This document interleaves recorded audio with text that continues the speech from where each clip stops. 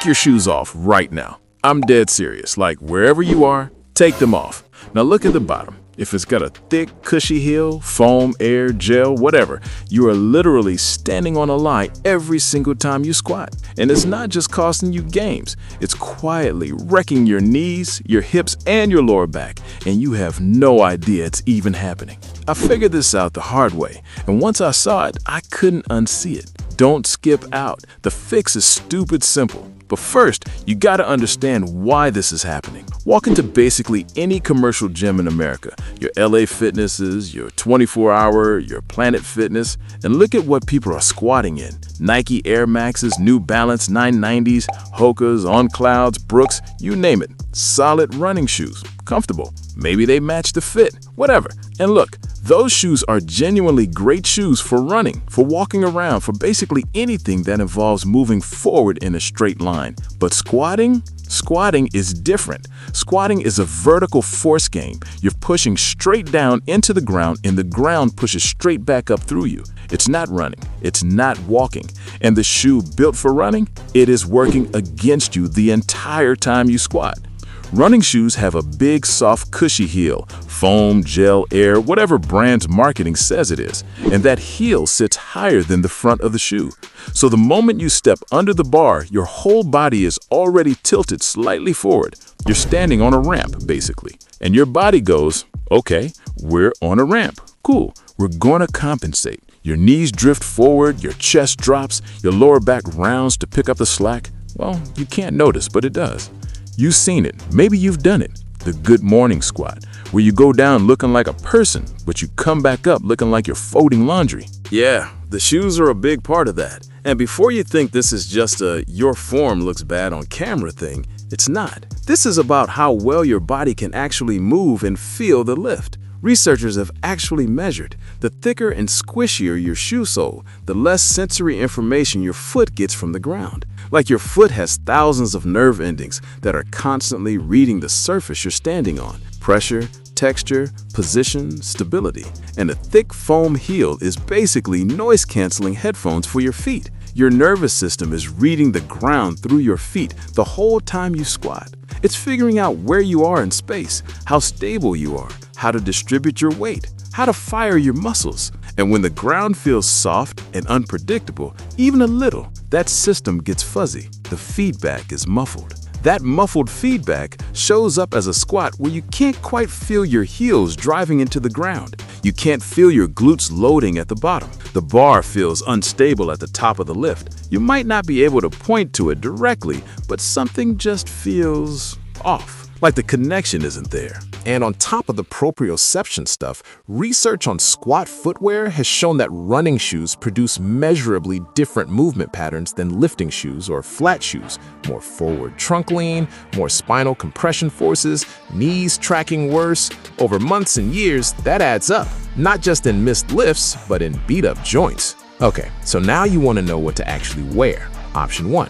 Weightlifting shoes. These are purpose-built for exactly this. Nike Romaleos 4, Adidas Adapower, Reebok Legacy Lifter. The thing that makes them different is the heel. It's raised, usually around 3/4 of an inch to an inch, but it's hard, like completely non-compressible. It doesn't squish, it doesn't rock, it doesn't move at all. And that slight heel raise actually serves a real purpose. It compensates for tight ankles. If you've got limited ankle mobility and you struggle to stay upright in a squat without your heels rising or your chest falling, that rigid heel lift essentially buys you the range of motion your ankle isn't giving you yet. You can hit depth, your torso stays up, everything clicks. That's why you see every serious Olympic lifter and a ton of power lifters in these shoes. The heel isn't a cheat, it's a tool. The downside? Price. We're talking $150 to $200.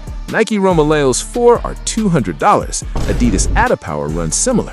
If you're going all in on your squat, it's worth every penny. But if you're not there yet, don't stress. Option 2. Flat shoes. And honestly, this is where I'd start most people. Chuck Taylors, Vans Old Schools. These are basically the best budget squat shoe on the planet, and they've been that way for decades. The sole is thin, stiff, and flat. Zero drop from heel to toe. Almost no compression. Your foot sits flat on the ground. You can feel the floor, and you've got a stable base to push from. A lot of serious power lifters, and I mean people squatting 500, 600 pounds, still use Chucks.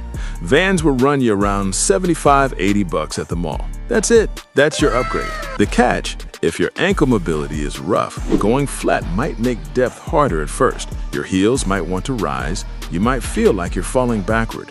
Don't panic. That's just your body going, wait, where's the ramp I'm used to? It adjusts, and you fix the mobility at the same time. Win-win. Option 3, barefoot. Some gyms allow it, most don't. But if you train at home or have a chill gym environment, squatting barefoot is genuinely eye-opening. Your foot can spread naturally, grip the ground, and do exactly what it was built to do. Start with just warm-up sets barefoot sometime. Just try it once. You'll feel the difference immediately. Do not just slap on flat shoes tomorrow and go load the bar to your working weight. Please. If you've been squatting in cushioned shoes for months or years, your body has adapted around that heel. Your ankle mobility, your movement pattern, your whole squat has been built on that ramp. You take it away cold turkey, and a couple things happen.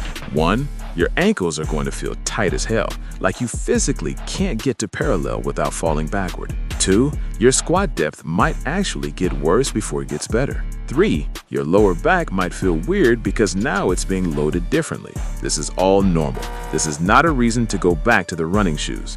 This is just your body recalibrating. The move is a gradual switch. Start by using your flat shoes only for warm-up sets. Keep your old shoes for working sets if you need to. Add 5 minutes of ankle mobility before every squat session. Calf stretches against the wall, deep squat holds, hip flexor stretches, just 5 minutes. Do this for a couple weeks and let your body adjust. And then something clicks. You'll feel this stability you've never felt before, like your feet are actually bolted to the floor, like you've got a foundation instead of standing on a pile of marshmallows. That feeling? That's your body working the way it was supposed to work all along. Let me tell you about the random Tuesday that changed how I squat. I'd been grinding at the same weight for a couple months. Tried adjusting my program, tried eating more, tried sleeping more. Blamed my hips, blamed my ankles, blamed my life choices. Nothing moved. One day, I forgot my regular shoes and had to use an old pair of Vans I'd left in my gym bag, completely on accident. And the squat just felt different, like immediately different. I could feel my whole foot pressing into the floor in a way I hadn't felt before. My chest stayed up. The bar felt more connected to my body instead of floating somewhere above me. I hit depth easier. I didn't PR that day, but the feedback changed. And a few weeks later, I did hit a PR. And I understood why. There's also this thing that happens with your mind-muscle connection. When your foot is stable and flat against the ground, you can actually feel your glutes and hamstrings loading at the bottom of the squat. In a cushy shoe, that sensation is just dampened. It's like the volume is turned down on the most important muscles in the lift. Your feet are sensory organs for strength training. They're not just platforms to stand on, and most people are numbing them out every single session without realizing it. 1. Check your current squat shoes. If it's a running shoe with any kind of cushioned or elevated heel, you now know why your squat is felt the way it has. 2. Grab a pair of Vans Old Schools or Chuck Taylors if you're on a budget, around $75 to $80. 3. First 2 weeks. Use the new shoes for warm-ups only. Work up gradually. Give your body time to recalibrate. 4. 5 minutes of ankle mobility before every squat session. Wall ankle stretch, deep squat hold, couch stretch, just 5 minutes. 5. Film your squat in both shoes. Side angle. Compare the footage. Watch your chest. Watch your torso angle. I promise you're going to see a difference and you'll never go back. That's it. No program to buy, no supplement, just shoes. Drop a like if this opened your eyes. It genuinely helps more than you know. Now go check your shoes. Right now, not later, because that's the Ape Dude way.